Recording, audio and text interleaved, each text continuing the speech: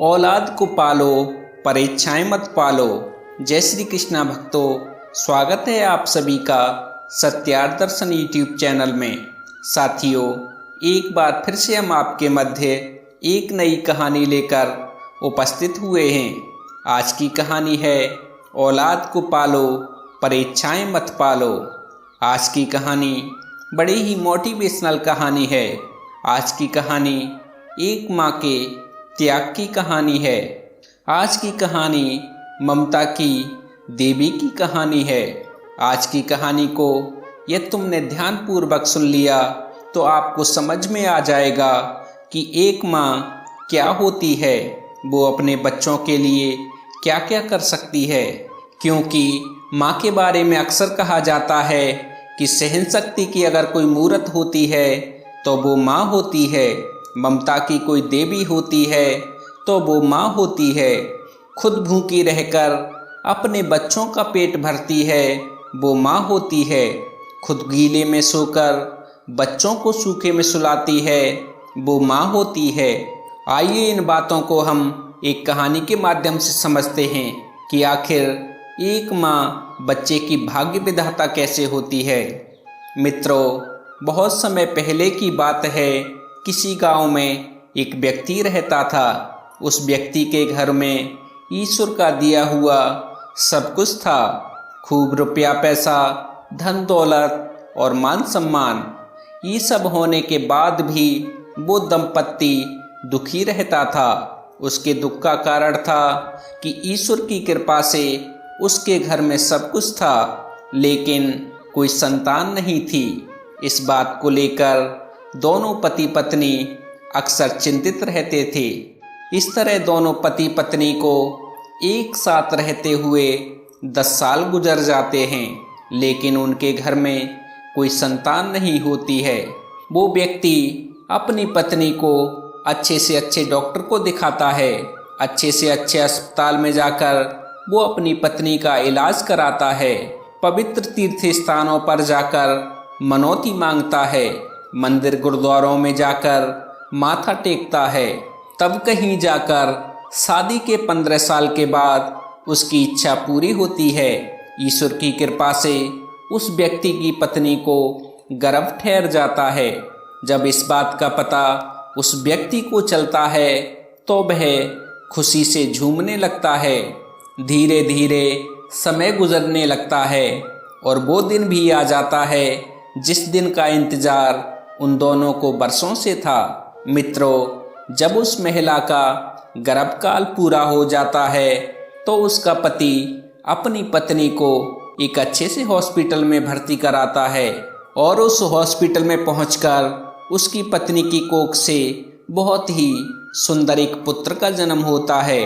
जब इस खबर का पता उस व्यक्ति को चलता है कि मेरी पत्नी के गर्भ से एक पुत्र ने जन्म लिया है तो वह खुश हो जाता है। बच्चे की साफ सफाई के बाद उस अस्पताल की नर्स जब उनके पुत्र को लेकर उनके पास पहुंचती है तो दोनों पति पत्नी पूछने लगते हैं कि हमारी संतान कैसी है, कोई दिक्कत तो नहीं है।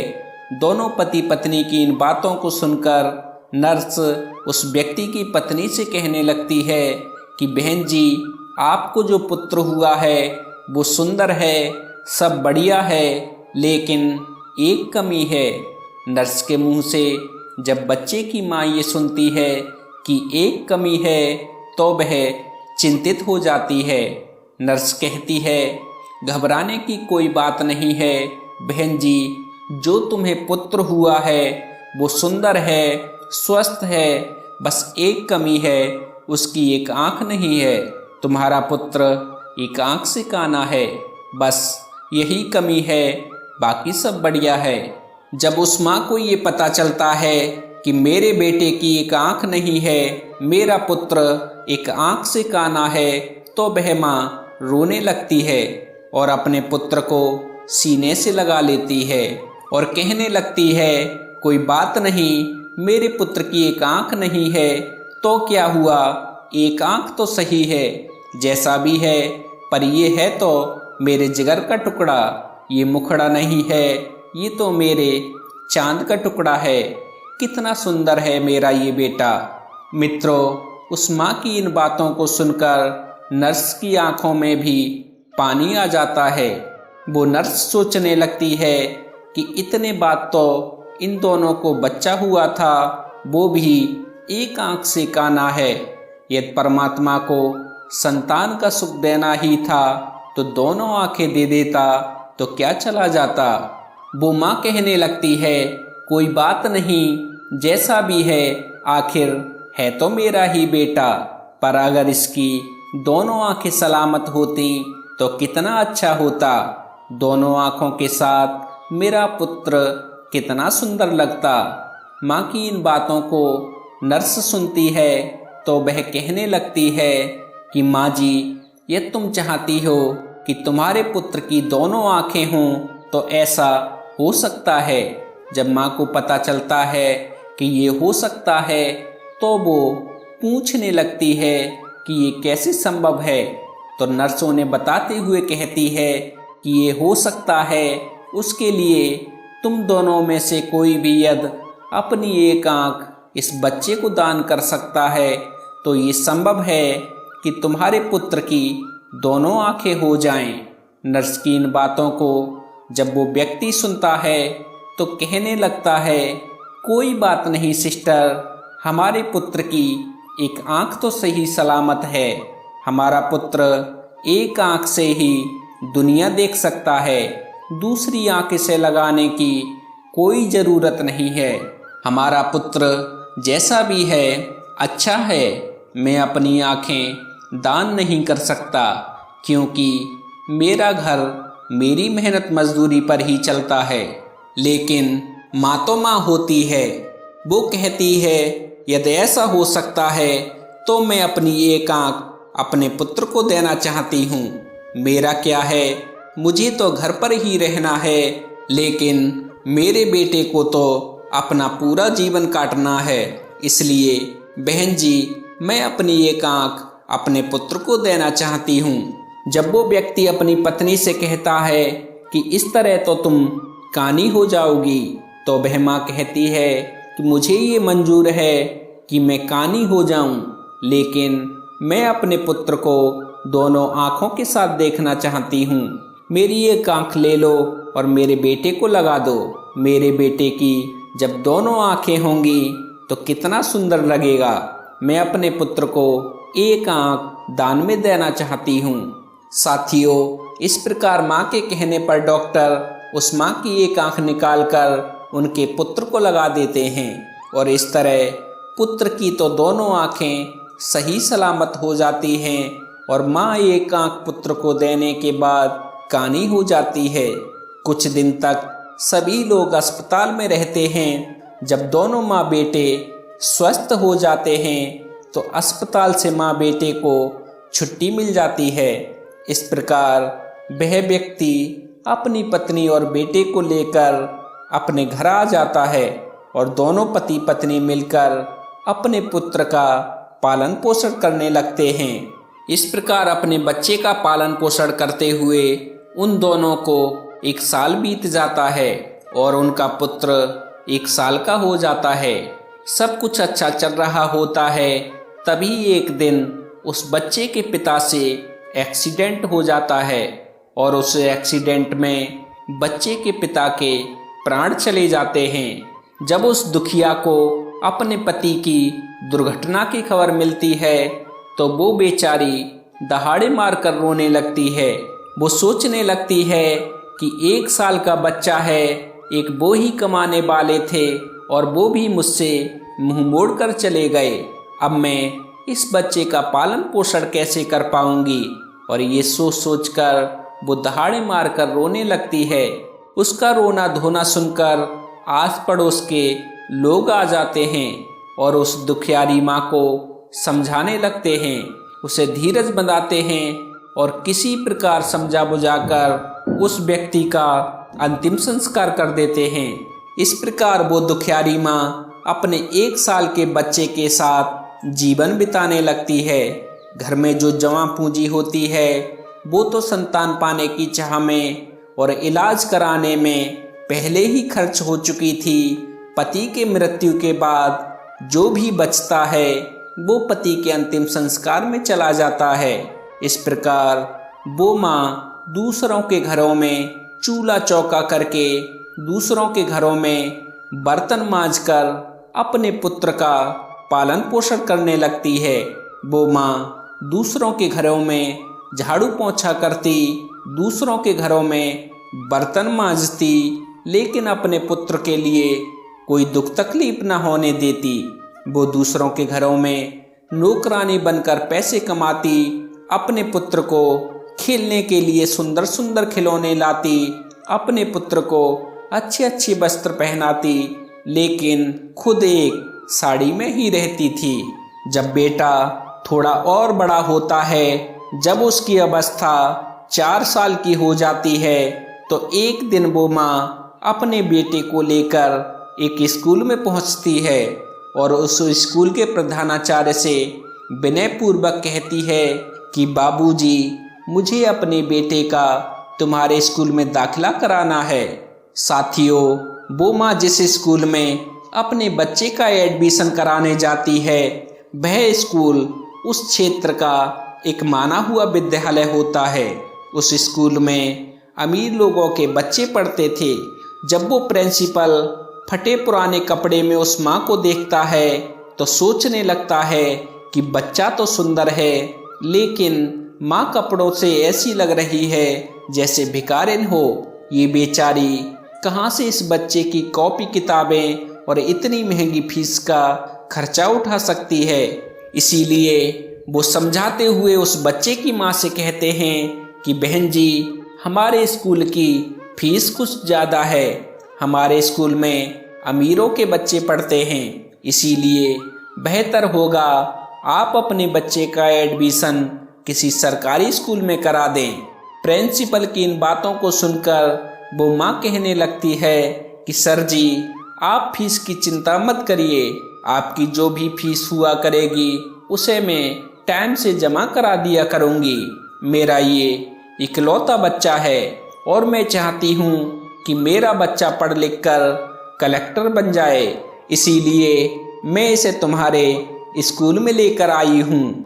वो प्रिंसिपल जब उस माँ की इन बातों को सुनता है तो उस माँ की बातों को सुनकर वह बहुत ही प्रभावित होता है और उस बच्चे की माँ से कहता है, ठीक है बहन जी, यदि तुम जिद करती हो तो हम तुम्हारे बच्चे को रख लेते हैं। इस प्रकार 4 साल के सत्यम का एडमिशन एक प्राइवेट स्कूल में हो जाता है और सत्यम पढ़ने लगता है।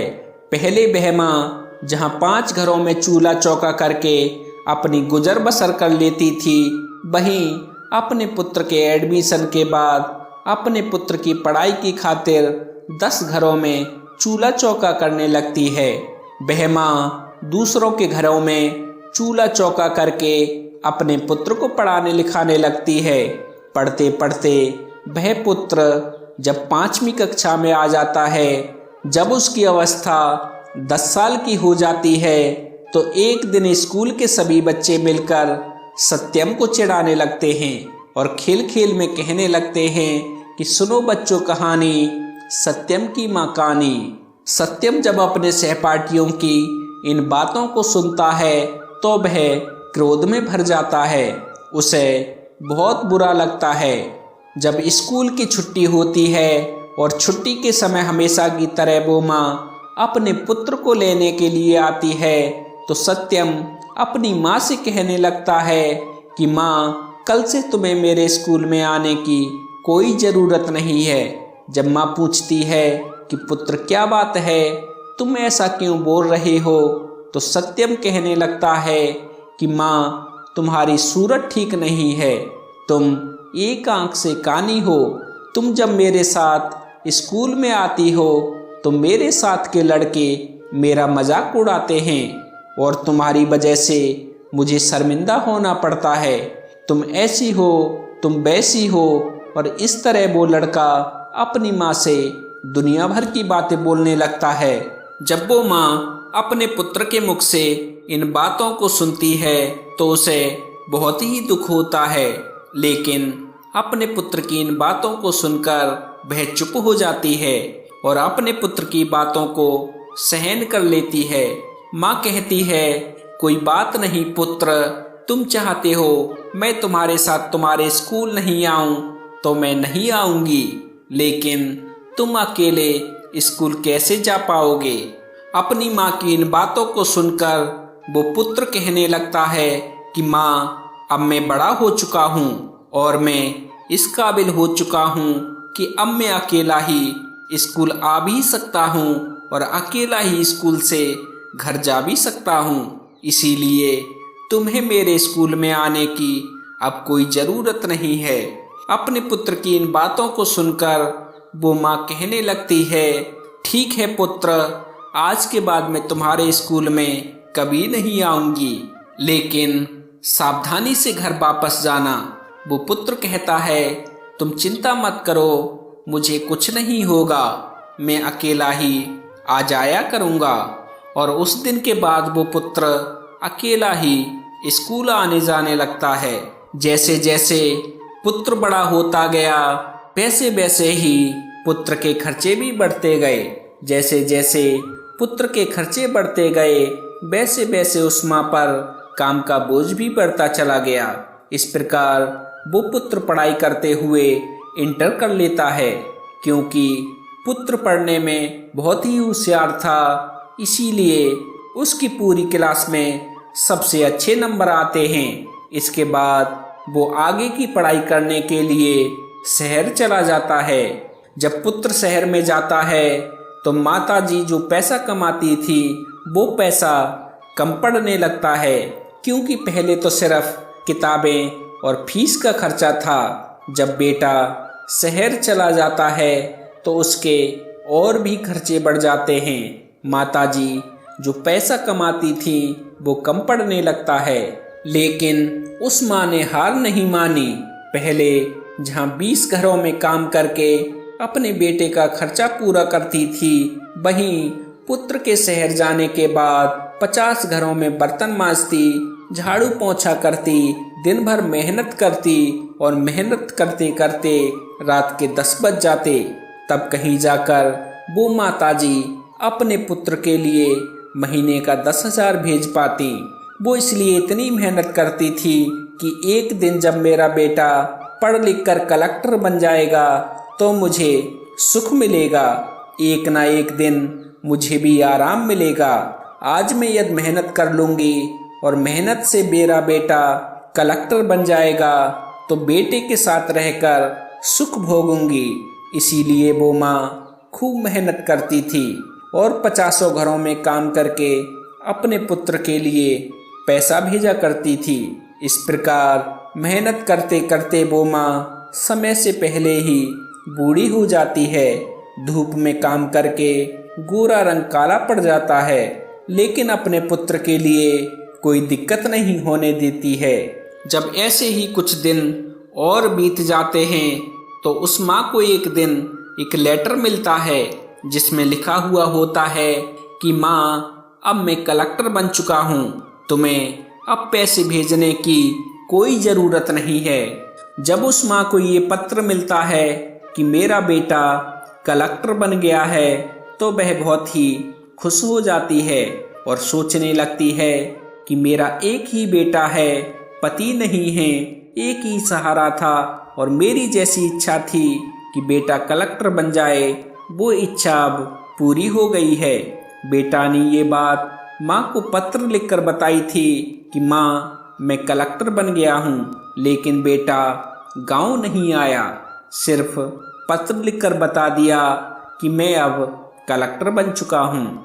जब उस बूढ़ी माँ को ये पत्र मिलता है तो वो बूढ़ी माँ पूरे गांव में मिठाइयाँ बंटवाती है और सारे गांव के लोगों को बड़े गर्व से बताती है कि मेरी मेहनत सफल हो गई है, मेरा बेटा अब कलेक्टर बन चुका है।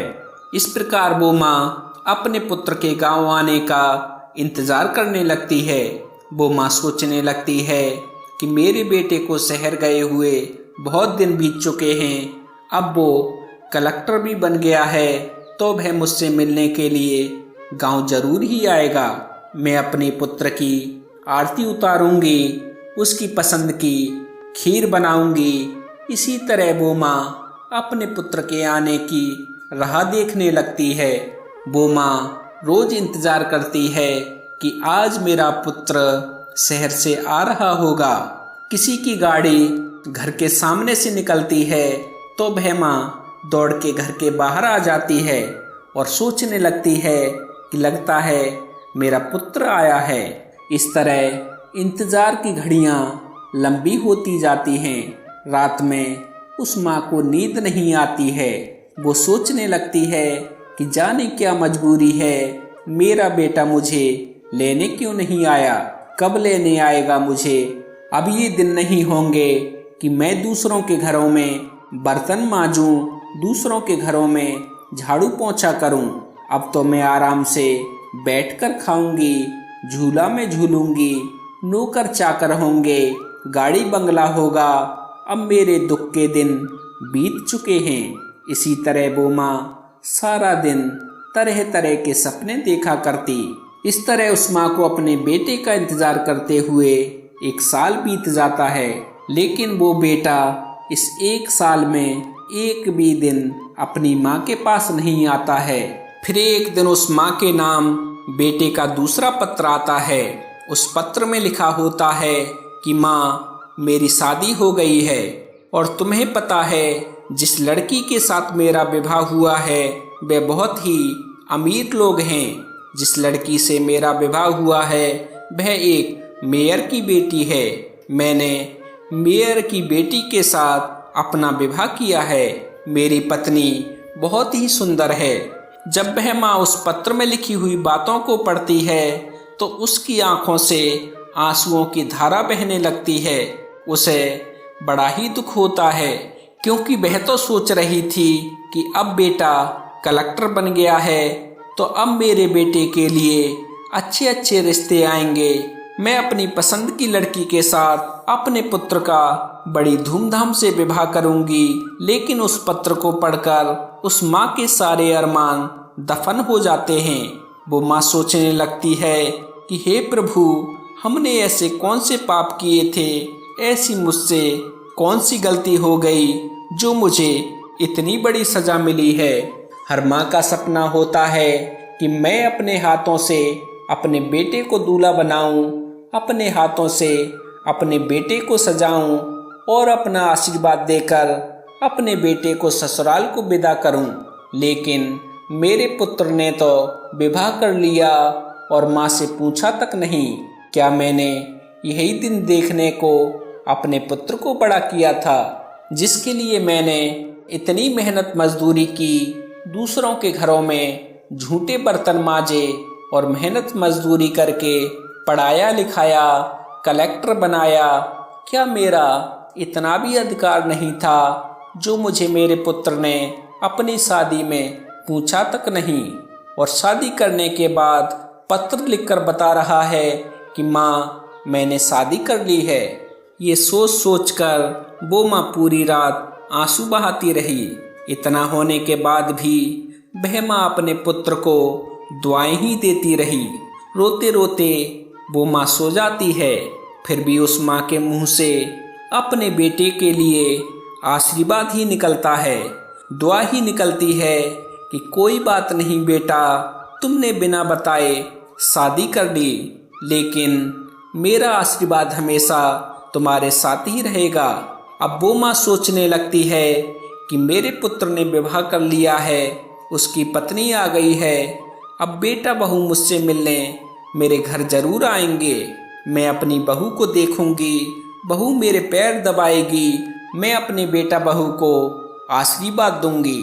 ये सोच सोच कर वो माँ अपने बेटा बहू का इंतजार करने लगती है।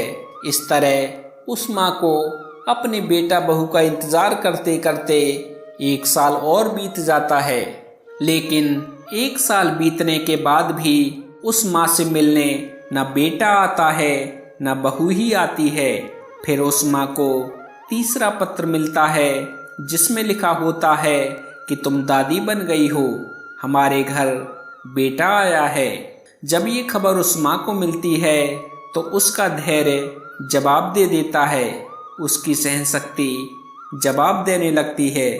और ये स्वाभाविक था कि वो कितना धैर्य धारण करती। जिस माँ का पुत्र कलेक्टर बन जाए, विवाह हो जाए, पोता हो जाए, जिस पुत्र का जीवन बनाने में जिस माँ ने अपना सब कुछ कुर्बान कर दिया हो, उस पुत्र का बरसों से चेहरा ना देखा हो, तो स्वाभाविक था अपने पुत्र के लिए व्याकुल होना।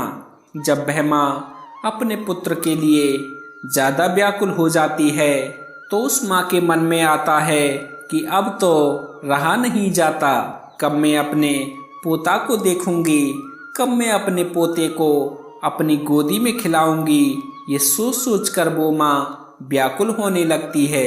जब इंतज़ार करते करते उस माँ को 6 महीने बीत जाते हैं और जब उस माँ से मिलने कोई नहीं आता है तो उस माँ के सब्र का बांध टूटने लगता है। वो माँ व्याकुल हो जाती है और उसी व्याकुलता में वह माँ निर्णय करती है कि चाहे अब कुछ भी हो जाए, मैं तो अपने पोता को देखूंगी। और ये निर्णय करके वह माँ अपने बेटा बहू से मिलने के लिए शहर को चल देती है। किसी तरह वो माँ पता पूछते पूछते उस शहर में पहुंच जाती है जिस शहर में उनका बेटा रहता था। उस शहर में पहुंचकर वो बूढ़ी माँ एक रिक्शा वाले को अपने पास बुलाती है और रिक्शा वाले से कहती है कि बेटा मुझे इस पते पर जाना है। रिक्शा वाला पता देखता है और माँ जी को अपने रिक्शा में बैठा लेता है और उस बूढ़ी माँ को उनके द्वारा बताए हुए पते पर लेकर चल देता है। और कुछ समय के बाद वह रिक्शा वाला बूढ़ी माई को लेकर कलेक्टर बाबू के बंगले पर पहुंच जाता है और बंगले के सामने अपना रिक्शा खड़ा कर देता है और माताजी से कहता है कि माँ जी, तुमने जो पता दिखाया था तुम उस पते पर पहुंच चुकी हो। ये जो सामने बंगला बना है यहीं रहते हैं कलेक्टर बाबू। माँ जी उस रिक्शे वाले को किराया देती है और अपना झोला उठाकर बंगले की तरफ को चल देती है। माँ जी की नज़र जब कलेक्टर साहब के बंगले पर पड़ती है तो खुश हो जाती है।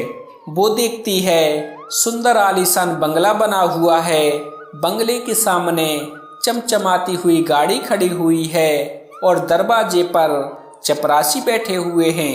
ये देखकर उस माँ को बड़ी खुशी होती है कि कितने सुंदर घर में मेरा बेटा रहता है। माँ उस थैला को लेकर जिसमें अपने पोते के लिए खिलौने, बहू के लिए साड़ियाँ और कुछ मिठाइयाँ लेकर आई थी, जब उस थैला को लेकर वो माँ बंगले के अंदर जाने लगती है, जैसे ही बंगले के अंदर घुसने के लिए होती है तो गेट के पास खड़े एक चपरासी की नज़र उन माँ जी पर पड़ जाती है। चपरासी देखता है कि फटे पुराने कपड़े पहने हुई एक काली कलूटी बुढ़िया जो एक आंख से कानी है घर के अंदर चली जा रही है। जब वो सिपाही उस मैया को देखता है तो कहने लगता है कि तुम्हें किससे मिलना है, इस तरह अंदर कहाँ चली जा रही हो। सिपाही के जब ये शब्द उस माँ की कानों में पड़ते हैं तो वो मैया ठिठक कर रुक जाती है और चपरासी से कहने लगती है कि यहाँ पर मेरा बेटा रहता है, मेरे बेटे को पुत्र हुआ है, इसीलिए मैं अपने पोता को देखने आई हूँ। चपरासी उस मैया को डांटते हुए कहता है कि बुढ़िया, कभी अपनी शक्ल देखी है तुमने आईने में? तुम्हें पता है ये किसका बंगला है? ये यहाँ के कलेक्टर साहब का बंगला है। वो माँ जी कहने लगती हैं कि मुझे पता है ये कलेक्टर साहब का बंगला है और जो तुम्हारे कलेक्टर साहब हैं वही मेरे पुत्र हैं। वो सिपाही कहने लगता है, तुम गांव देहात की महिला, न तुम्हारा कपड़ा बढ़िया है न तुम्हारी शक्ल बढ़िया है, कलेक्टर साहब तुम्हारे बेटे कैसे हो सकते हैं? जब ये तकरार पास में खड़ा हुआ दूसरा चपरासी सुनता है तो वह भी उस माँ के पास पहुंच जाता है। जब उसे ये पता चलता है कि ये बुढ़िया कह रही है कि वो कलेक्टर साहब की माँ जी हैं तो वह उन माँ जी से पूछने लगता है कि आपके पास कोई प्रमाण है कि जिससे हमें पता चल जाए कि तुम हमारे कलेक्टर साहब की माँ जी हो। जब वो मैया दूसरे सिपाही की इन बातों को सुनती है तो तुरंत ही साड़ी के पल्लू में बंधा हुआ वो पत्र उन दोनों चपरासी को दिखा देती है जो उसके पुत्र ने अपनी माँ को भेजा था। जब चपरासी उस पत्र को खोलकर देखते हैं और भेजने वाले का पता देखते हैं तो उस बूढ़ी मैया से माफ़ी मांगने लगते हैं और कहते हैं कि हे मैया, हमें माफ़ कर दीजिए, हमें नहीं पता था कि तुम कलेक्टर साहब की माँ जी हो। वो मैया कहती है चलो कोई बात नहीं, मैं तुम्हें माफ़ किए देती हूँ। अब मुझे बताओ कि मेरे बेटा बहू कहाँ पर हैं। वो चपरासी दूर से इशारा करते हुए बताते हैं कि ऊपर जो कमरा दिख रहा है तुम्हारे बेटे का कमरा है और वो अभी घर पर ही हैं। अब वह बूढ़ी माताजी अपना सामान तो नीचे रख देती हैं कि सामान को तो मैं बाद में ले लूँगी, पहले अपने पोता को देख लेती हूँ, बहू को देख लेती हूँ। और अपने पोता को देखने के लिए जल्दी जल्दी सीढ़ियाँ चढ़कर घर के अंदर आ जाती हैं। जैसे ही वो माँ घर के अंदर आती हैं तो वो देखती हैं कि घर के आंगन में एक पालना रखा हुआ है और उस पालने में उनका पोता झूला झूल रहा है। जैसे ही उस बूढ़ी माँ की नज़र अपने पोते पर पड़ती है तो वह दौड़कर पालने से अपने पोते को उठा लेती हैं और अपने पोते को सीने से चिपटाकर दुलार करने लगती हैं। जब वो बूढ़ी माँ अपने पोते को गोदी में लेकर दुलार करने लगती है तो बच्चे की नींद टूट जाती है और जो बच्चा होता है वह जोर जोर से रोने लगता है। बच्चे के रोने की आवाज़ जब पुत्र वधू के कानों में पड़ती है तो वह भी रसोई से बाहर आ जाती है कि जाने क्या हो गया, मेरा बच्चा इतनी जोरों से क्यों रो रहा है। जब बहू रसोई से निकलकर आंगन में आती है और अपने बच्चे को उन माँ जी के हाथों में देखती है तो वह चिल्लाने लगती है कि सुनो जी, कोई काली कलूटी बुढ़िया जो एक आंख से कानी है वो हमारे बच्चे को चुराने आई है। पत्नी का चिल्लाना सुनकर पति भी नीचे आ जाता है। पति के आते ही बहू अपने बच्चे को माताजी से छीनकर अपने सीने से चिपटा लेती है और अपने पति से कहती है कि कैसे चपरासी तुमने घर की रखवाली पर लगाए हुए हैं, कोई भी हमारे घर में घुस आता है। देखो ना, ये भिखारिन बुढ़िया हमारे बच्चे को चुराने आई थी। बूढ़ी माताजी कहती हैं कि बहू, मैं तुम्हारी सास हूँ और ये तुम्हारे जो पास खड़ा है वो मेरा बेटा है और तुम्हारी गोदी में जो बच्चा खेल रहा है वो मेरा पोता है। जब बहू उन माताजी की इन बातों को सुनती हैं तो अपने पति से कहने लगती है कि ये बुढ़िया क्या बोल रही है, क्या सच में ये भिखारिन तुम्हारी माँ जी हैं? क्या ऐसे ही भिखारी परिवार के तुम रहने वाले हो? मुझे पहले तो कभी नहीं बताया कि तुम्हारी कोई माँ भी है। जब बेटा अपनी पत्नी की इन बातों को सुनता है तो कहने लगता है कि ये बुढ़िया झूठ बोल रही है, ये मेरी माँ नहीं है, मेरी माँ तो अब इस दुनिया में ही नहीं है। बेटा की इन बातों को सुनकर माँ जी रोने लगती हैं और कहने लगती हैं कि बेटा, तू कैसी बातें करता है, मैं तो रोज घर के दरवाजे पर बैठकर तेरी राह निहारा करती थी कि मेरा पुत्र आएगा, लेकिन तू तो आया ही नहीं। जब तू नहीं आया तो मैं तुझसे और अपनी बहू से मिलने के लिए शहर चली आई। मुझे अपने पोते को देखने की बहुत ही इच्छा थी, इसीलिए मैं तेरे पास आ गई हूँ और तू कह रहा है कि मेरी कोई माँ ही नहीं है। वो बहू जब अपने पति से पूछती है कि ये बुढ़िया क्या कह रही है तो पुत्र कहने लगता है, तुम इसकी बातों का यकीन मत करो, मैं कसम खाकर कह सकता हूँ कि ये बुढ़िया मेरी माँ नहीं है। अपने पुत्र की जब इन बातों को वो माँ जी सुनती हैं तो उनकी आंखों से आंसू की धारा बहने लगती है वो सोचने लगती हैं कि जिस बेटा को मैंने मेहनत मजदूरी करके पढ़ाया लिखाया, कलेक्टर बनाया, वही बेटा धन के नशे में, पद के नशे में मुझे पहचानने से इनकार कर रहा है, अस्वीकार कर दिया है कि ये मेरी माँ नहीं है। जो पुत्र मेरे जीने का सहारा था, जिसके लिए मैं जिंदा थी, वो ही कह रहा है कि ये बुढ़िया झूठ बोल रही है, ये मेरी माँ नहीं है। इस संसार में एक ही सहारा था, आज वो भी छूट गया।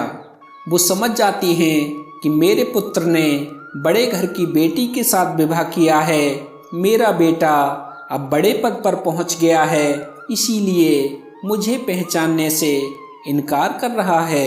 माँ ने कहा कि बेटा कोई बात नहीं, मुझे लगा कि तुम मेरे बेटा हो, इसीलिए मैं तुम्हारे पास चली आई थी, क्योंकि तुम्हारे जैसा ही मेरा एक बेटा था, जिसे मैंने मेहनत मजदूरी करके कलेक्टर बनाया था, जो मेरे जीने का सहारा था।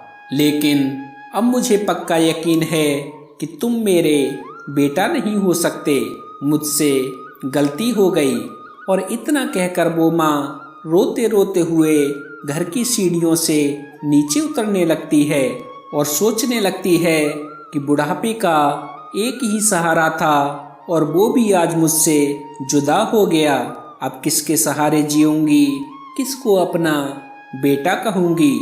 एक आस थी, वो भी अब टूट चुकी है। उस माँ की अंतरात्मा से आवाज आती है कि जिसे हम हार समझे थे गला अपना सजाने को, जिसे हम हार समझे थे गला अपना सजाने को, वही अब सांप बन बैठा हमें ही डस के खाने को। जिसे हम जीवन की खुशी समझे थे, जिसको हमने अपने जीवन जीने का आधार बनाया था, जो जीवन की नैया को पार लगाने वाला माझी था, जब वो ही जीवन नैया को मझधार में डुबा रहा है, तो फिर किसी से शिकवा शिकायत क्या करना। साथियों, इस प्रकार रोते रोते वो माँ भारी कदमों से नीचे उतरने लगती है। अब उनके मन में एक ही भावना होती है कि जब बेटे ने ही मुंह मोड़ लिया, तो अब जीकर मैं क्या करूँगी। अब बेटा ही नहीं रहा तो इस जीवन का क्या मतलब रह जाता है। इस प्रकार वो माँ अपने बेटे के घर से बाहर निकल आती हैं और मेन गेट के बराबर जो चपरासियों का कमरा था वहां पहुंच जाती हैं और एक चपरासी को अपने पास बुलाकर कहती हैं कि बेटा, मुझे एक 4 लाइन का पत्र लिखवाना है, क्या तुम मेरे लिए इतना कर सकते हो। क्योंकि चपरासियों को तो पहले ही पता था कि ये बूढ़ी औरत कलेक्टर साहब की माँ जी हैं, इसीलिए वो तुरंत ही कागज कलम ले आता है और पूछने लगता है कि बताइए माँ जी, मुझे क्या लिखना है। इस तरह वो बूढ़ी माता जी बोलती जाती हैं और वह चपरासी लिखता जाता है। जब पत्र पूरा लिख जाता है तो वो बूढ़ी माँ उस चपरासी से कहती है कि बेटा, मुझे बहुत जोरों की प्यास लगी है, क्या तुम मेरे लिए थोड़ा पानी ला सकते हो। साथियों, उस माँ के कहने पर चपरासी तो बूढ़ी माँ के लिए पानी लेने चल देता है। उधर वो बूढ़ी माँ अपने साड़ी का फंदा पंखे में डालकर आत्महत्या कर लेती है। जब चपरासी पानी लेकर वापस आता है तो कमरे का नज़ारा देखकर हैरान रह जाता है। चपरासी देखता है जो माताजी आई थी वो फांसी के फंदे में झूल रही हैं। तुरंत ही वो जाकर ये खबर कलेक्टर साहब को देता है। इस खबर को सुनकर वो पति पत्नी दौड़े दौड़े घटनास्थल पर आते हैं। आगे आगे कलेक्टर साहब और पीछे पीछे उनकी पत्नी होती है। जब वो पुत्र अपनी माँ को इस हाल में देखता है तो अपनी माँ को देखकर उसके पैरों तले जमीन खिसक जाती है। वह पुत्र अपना माथा पकड़ लेता है और माथा पकड़कर जमीन पर बैठ जाता है। वो सोचने लगता है कि मुझे नहीं पता था कि मेरी बातें मेरी माँ को इतनी बुरी लगेंगी। मैं तो तुम्हें झूठी शान शौकत के कारण पहचानने से इनकार कर रहा था, इसीलिए कह दिया था कि मेरी कोई माँ नहीं है। मुझे डर था कि मेरी असलियत जानकर मेरी पत्नी मुझे छोड़ न जाए, इसीलिए कहा था कि मेरी कोई माँ नहीं है। लेकिन तुमने तो मेरे झूठ को सच ही बना दिया। एक बार पुत्र की मजबूरी के बारे में तो सोचा होता। तभी कलेक्टर साहब की पत्नी की नज़र फांसी पर झूलती हुई उस माँ के हाथों पर पड़ती है। जब उस बेटे की पत्नी फांसी पर झूलती हुई माँ के हाथों में कागज का टुकड़ा देखती है तो वह उस कागज के टुकड़े को बूढ़ी माँ के हाथों से लेकर पढ़ने लगती है। पढ़ते पढ़ते उसकी आंखें भर आती हैं। उस पत्र में लिखा हुआ था, बेटा मैं चाहती हूँ तुम दिन दूनी और रात चौगुनी उन्नति करो। मेरा आशीर्वाद तुम्हारे साथ ही रहेगा। मैं जाते जाते तुम्हें कुछ राज बताना चाहती हूँ। बेटा मैं सुंदर नहीं दिखती तो उसके पीछे भी एक कारण है। बेटा जब तुम्हारा जन्म हुआ था उस समय तुम्हारी एक आंख नहीं थी।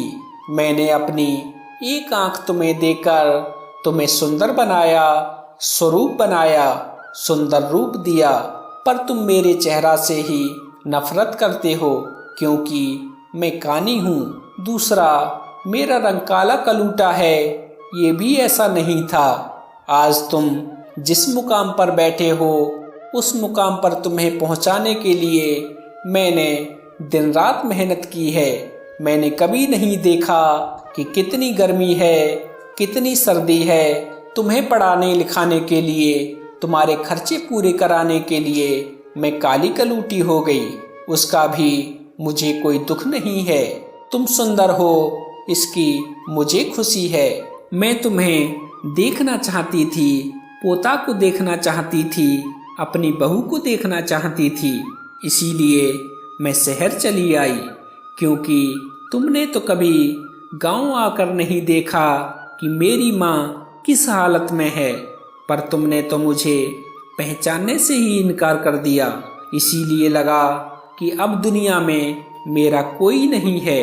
जब कोई रहा ही नहीं तो फिर मेरे जीने का क्या फायदा है।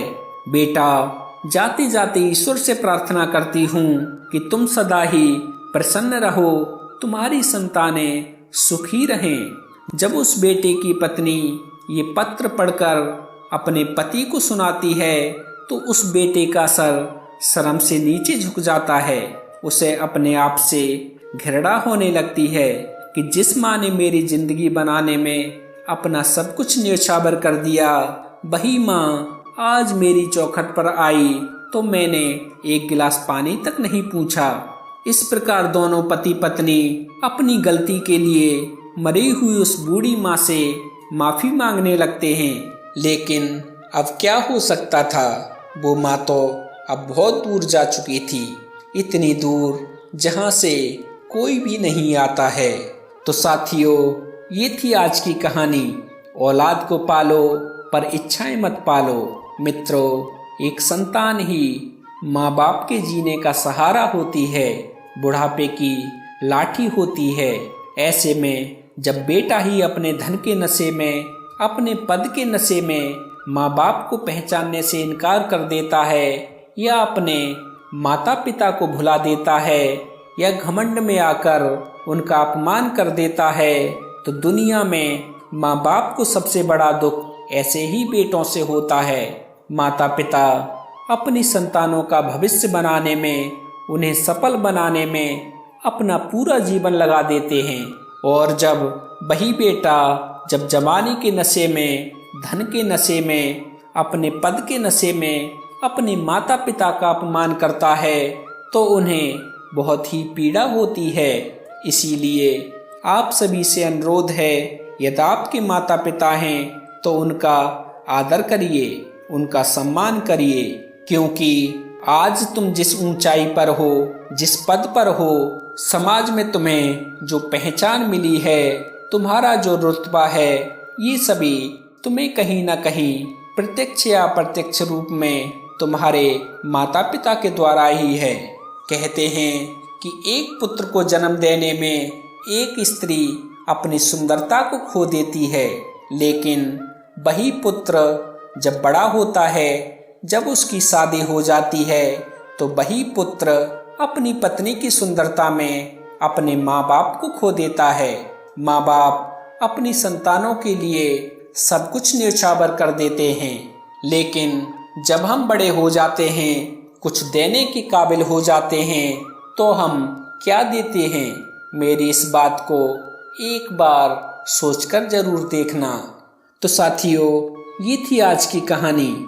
आपको कैसी लगी कृपया कमेंट के माध्यम से हमें अवश्य बताएं। यदि वीडियो पसंद आया हो तो वीडियो को लाइक करें, हमारे चैनल सत्यार्थ दर्शन को सब्सक्राइब करें और हो सके तो इस कहानी को अपने मिलने वालों के साथ भी अवश्य साझा करें। तो मित्रों, आज के लिए बस इतना ही। मिलते हैं अन्य ज्ञानवर्धक वीडियो में। तब तक के लिए आप सभी भक्तों को मेरी तरफ से जय श्री कृष्णा, जय श्री राधे, जय श्री श्याम।